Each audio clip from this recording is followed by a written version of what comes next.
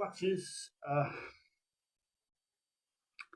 I've mentioned about the persecution of the Ukrainian Orthodox Church by the Zelensky regime on this channel before, as well as mentioning Christian nationalism and how awful it is. I didn't realise quite how bad it was. That the level of violence being committed against the Ukrainian Orthodox Church by those who claim to be of the Orthodox Church of Ukraine. Yeah, I know it sounds like the People's Front of Judea versus the Judean People's Front, but that's what it is. And anyway, and the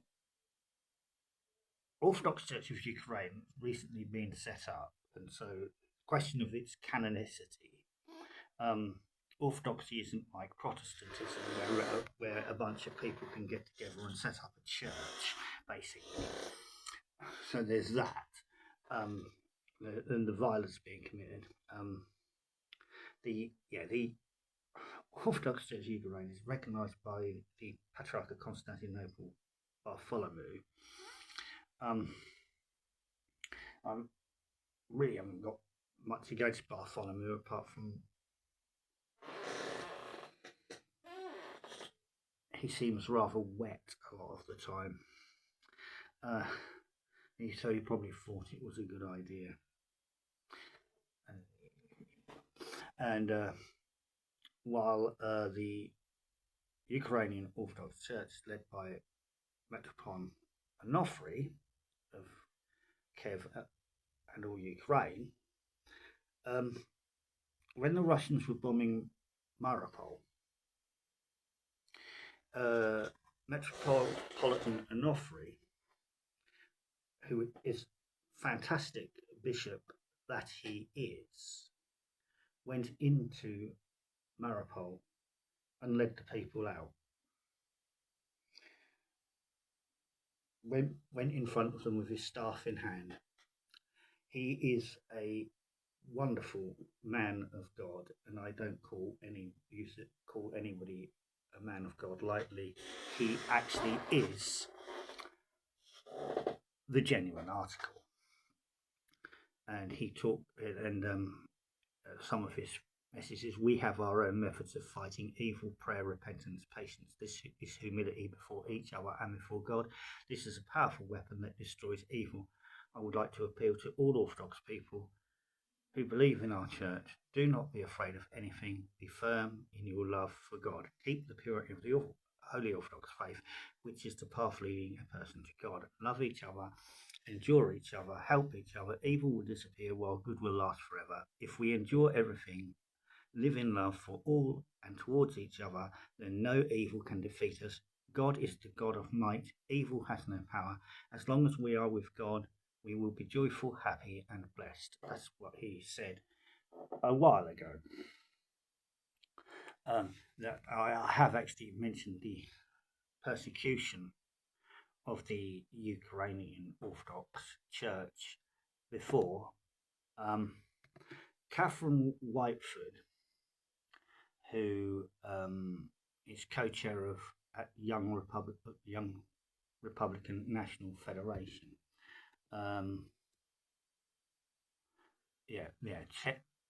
Chairwoman of the North Carolina Federation of Young Republicans. That's it. Yeah, she's done a video. It's 22 minutes long, but I actually believe that what's going on there in Ukraine, this level of religious persecution, I don't think we've seen it in the West since the likes of Oliver Cromwell were about. Yeah, and it is political. She explains it where the Ukrainian church is independent. They had friendship with the Patriarch of Moscow.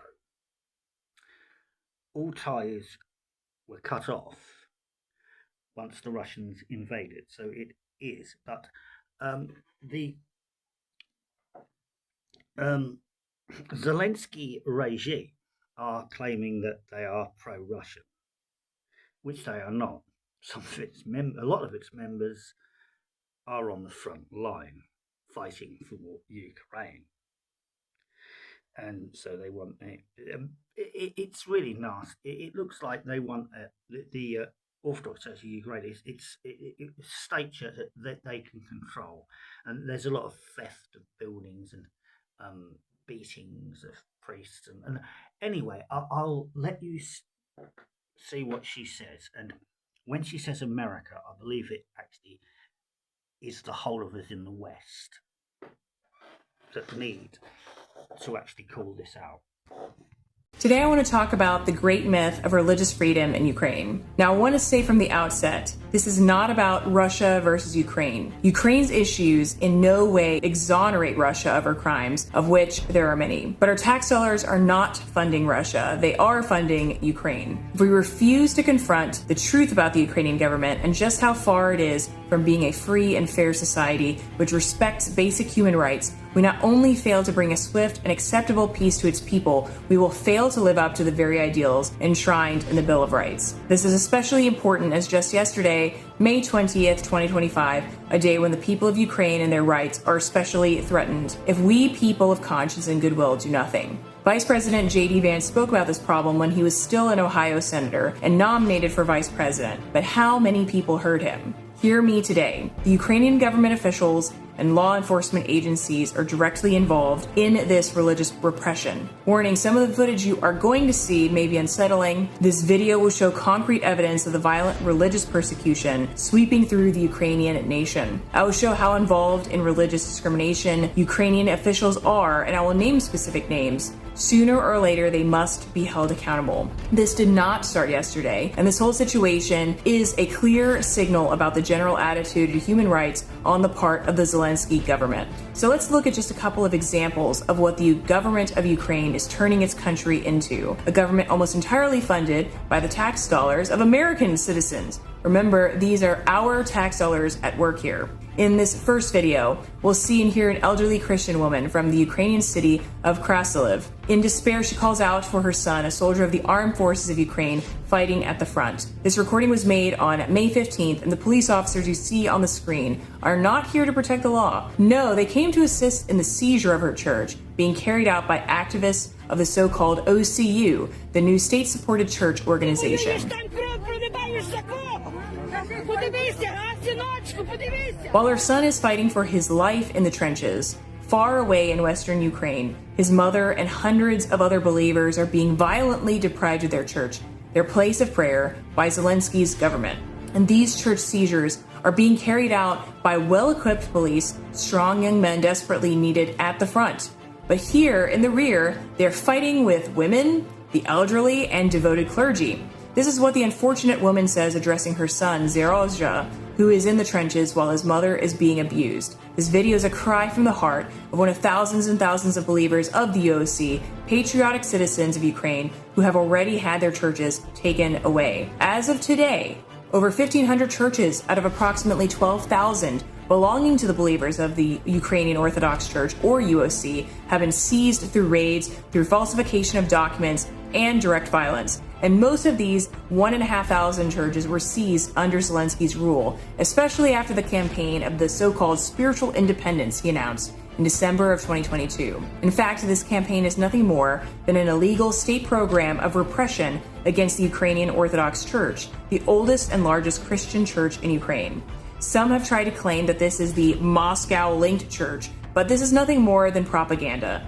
UOC gained administrative independence from Moscow in October of 1990. A relationship of friendship was maintained, and the primate of the UOC, Metropolitan Onufry of Kiev and all Ukraine, was granted an honorary seat in the Russian Council of Bishops. With the start of the full-scale invasion of Ukraine in 2022, however, Metropolitan Onufry and the UOC formally broke all contact and communion with the Russian Church. In fact, the former Ukrainian Minister of Ethnopolitics, Elena Bogdan, concluded a study which determined there were no connections between the two churches.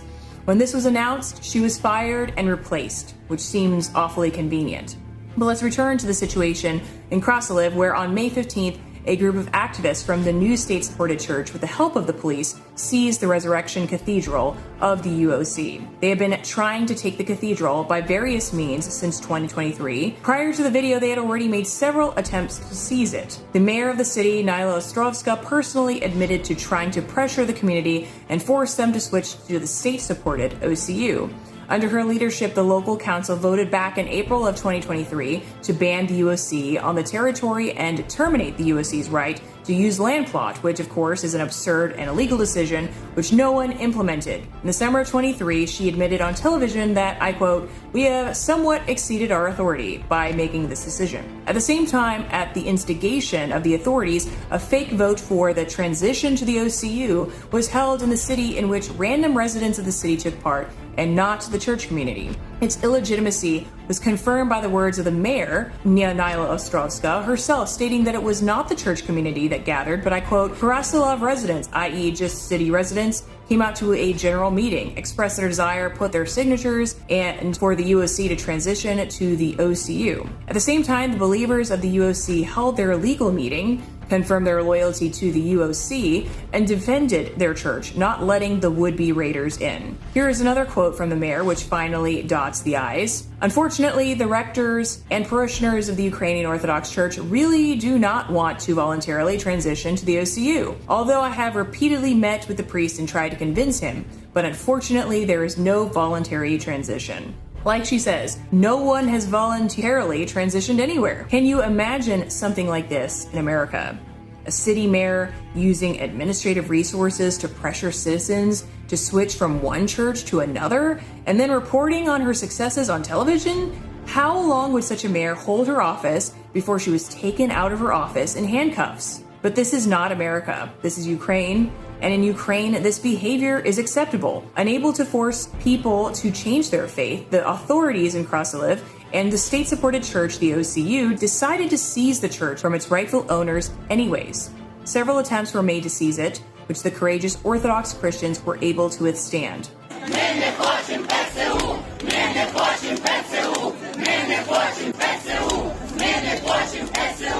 It was only in May 15th of 2025, early in the morning, when the thugs from the OCU, with unprecedented large-scale assistance from the police, forced their way onto the cathedral grounds, cut the locks, and seized the cathedral. As they forced their way in, these thugs attacked the priest, Archpriest Alexander Dunets, who was inside the church trying to prevent the loss of the Holy Church of God. They violently threw him to the floor and took away the phone with which he was filming the lawlessness that was unfolding. This moment was captured on video by a parishioner of the church. At the same time, one of the leaders of the seizure, the cleric and dean of the OCU, Ivan Kulinich, breaks through to the cathedral's altar allegedly to pray while his buddies beat Father Alexander. The attack on Father Alexander took place in front of the police, and they did nothing. After the raiders entered the cathedral, the police barricaded the doors of the temple as well as the entrance to the property in order to prevent arriving UOC believers from returning to their temple. This is the moment when the woman we mentioned earlier, the mother of a Ukrainian soldier, was filming, addressing her son as Zeryosha. Notice how there are many unidentified physically fit men on the property, mercenaries for street fights called titushki in Ukraine ever since Maidan. They hide their faces, avoid the camera.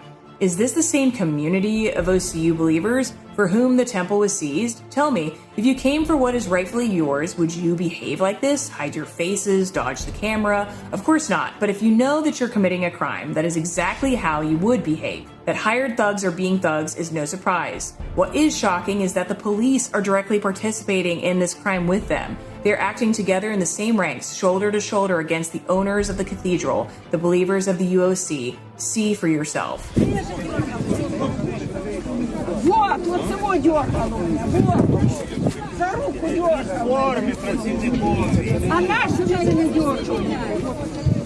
Moreover, the entire director of the Khmelnytsky Municipal Enterprise Electrotrans, Zeri Bobuk, is participating in the seizure, nor is this his first time. On other occasions, he has come with an electric cutting wheel to cut off the locks. Also on the cathedral's property, as part of the attackers' group, citizens identified several high-ranking Ukrainian security officials in civilian clothes who did not introduce themselves and did not show documents. One of them is an employee of the SBU department, for the Khmelnytsky region, Yuri Alexandrovich Sharagov. Here he is, in green pants in the photo. Another is the head of the Kraslivsky Police Department, Roman Tomichishin. А ви їх не пускаєте, понімаєте? Ви не пускаєте людей, яких взагалі не при ділах. Ми нічого не розводимо, ми просто, я вам говорю, був суд проти нього, ладно, він один. Another is the head of the Preventative Activities Department of the main Directorate of the National Police in the Khmelnytsky region, Valentin Belyansky. Is there any doubt that these high-ranking law enforcement officials are directing the seizure of the cathedral and are directly involved in this crime?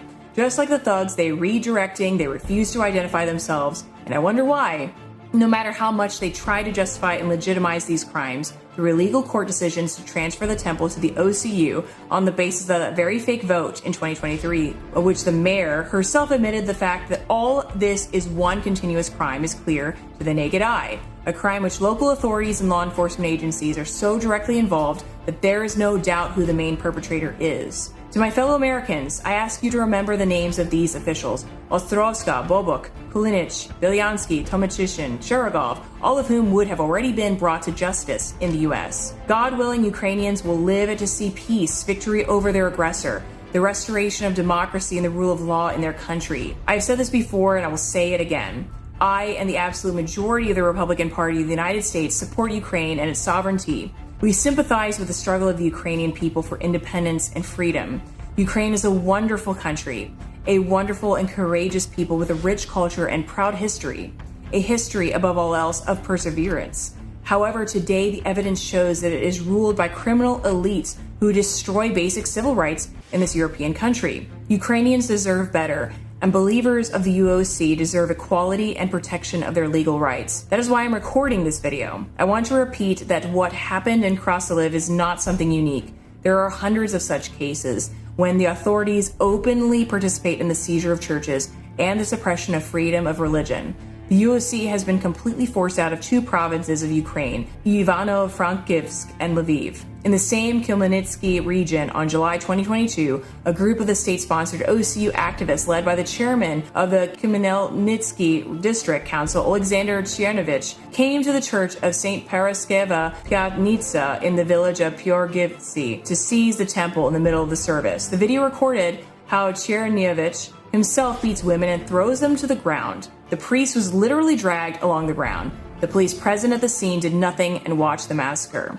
On April 12, 2025, during the seizure of the St. Nicholas Church of the UOC in the village of Verkhny Stanivtsy in Bukovina, together with activists of the state-sponsored OCU, police officer Sviatoslav Kishlar, head of the Department of Preventative Activities of the main Directorate of the National Police in the Chernivtsi region, is one of the first to cross the fence dismantled by the raiders and enter the territory of the church together with them. Law enforcement officers do not interfere, but actually allow them to break first the fence and then the doors of the church. The police themselves use physical force against the believers of the UOC, pushing them away from the raiders, even taking the invaders under the protection and creating a human corridor for them. One of the police officers loses his temper with a parishioner of the UOC, who reproaches him for complicity in the crime and violently assaults her. Thus, the police ensured the success of the seizure of the church in Verkhny Stanivtsy, after the previous attempt to seize it failed on the night of April 8th and 9th. That night, believers defended their church from an attack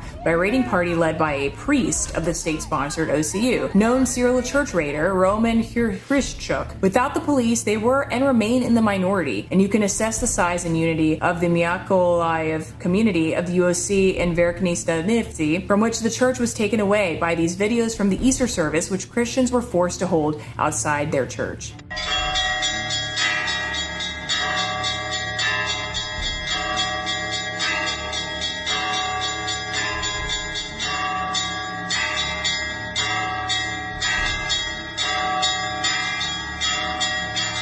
Another fresh example from Bukovina. On May 16, 2025, the day after the seizure in Krasiliv, a group of OCU activists stormed and seized the UOC church in honor of the Nativity of the Blessed Virgin Mary in the town of Zastavna, Chernivtsi region. At the same time, the clergy of the OCU took the most active part in the violent attack, wielding a crowbar, throwing people around and breaking down doors. They were assisted by representatives of the local authorities. Leonid Goltsov, deputy head of the village, was spotted in the crowd. He also used his hands and pulled pulled apart women who were defending their church. Що це таке є? Поліція! Ви прийшли порядком! Це ви з миром прийшли! The situation in the city of Cherkasy is especially indicative, where the mayor of the city, Anatoly Bondarenko, personally called on the townspeople to participate in the seizure of the St. Michael's Cathedral of the diocesan administration of the UOC on October 17, 24, and then himself participated in the lawlessness. Думаю, десь близько з 11 години, 12 запрошую громаду міста Черкаси, тому що там зрозуміло, що відбуваються зараз такі події. Запрошую громаду міста Черкаси висловити свою думку стосовно існування Московської церкви в нашому місті.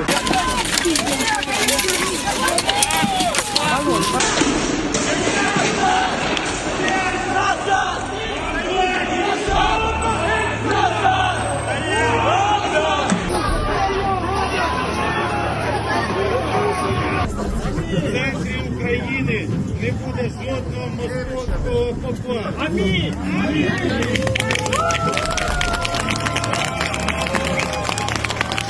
On that day, the main striking force of the state-sponsored OCU were radical ultranationalists, and the assault was accompanied by mass violence, shootings, and scuffles.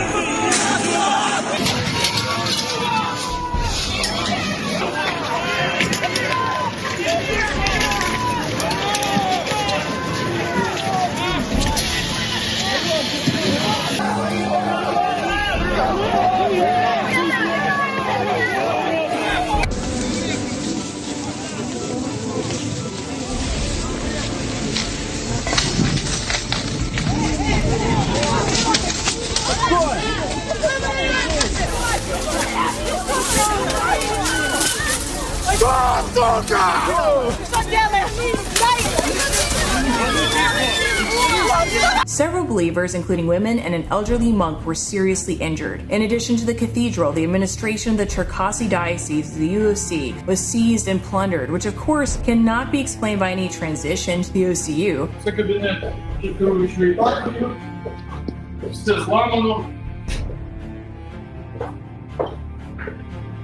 Нічого немає, тут були гроші, єпархіальні внески. Мені здається, близько 80 тисяч гривень.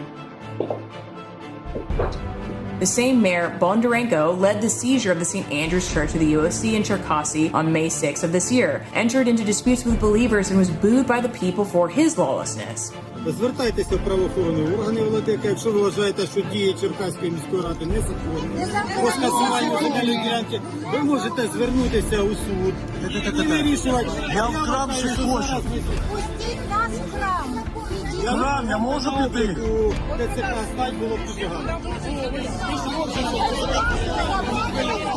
А что ты не в окопе, а?